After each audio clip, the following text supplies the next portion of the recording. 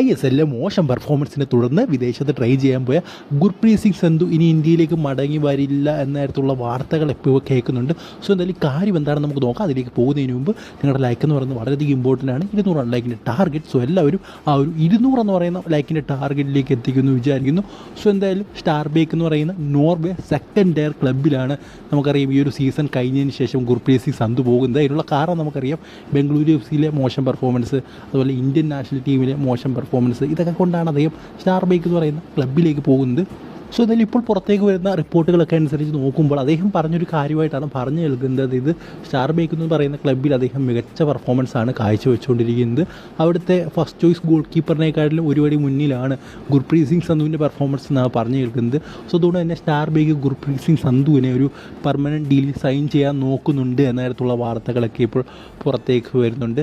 So അദ്ദേഹം പറയുന്നുണ്ട്, അത് റൂമറായിട്ടാണ് കേൾക്കുന്നത്, അദ്ദേഹം പറയുന്നുണ്ട് അതായത് ഓഫർ എങ്ങനെയാണ് നോക്കും, അതായത് ബംഗളൂരുവിനോട് സംസാരിക്കും, സ്റ്റാർ ബേക്കിൻ്റെ ഓഫർ എങ്ങനെയാണെന്ന് നോക്കും.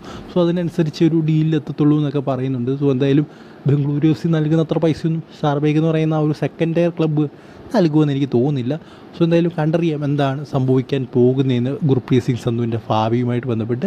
സോ എന്തായാലും ഇതുമായിട്ട് ബന്ധപ്പെട്ട് നിങ്ങളുടെ അഭിപ്രായം കമൻറ്റ് ബോക്സിൽ പറയുക. എന്തായാലും ബംഗളൂരുവിന് ഇത് നഷ്ടമായിരിക്കും.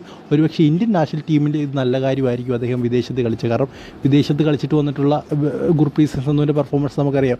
ഖത്തറിനെ ലോക്ക് ചെയ്ത ഒരു പെർഫോമൻസ്, അത് ഞാൻ എന്താ പറയുക, ഒരു top level European level goal കീപ്പറിൻ്റെ പെർഫോമൻസ് ആയിരുന്നു. സോ എന്തായാലും നമുക്ക് നോക്കാം എന്താണ് സംഭവിക്കാൻ പോകുന്നതെന്ന്.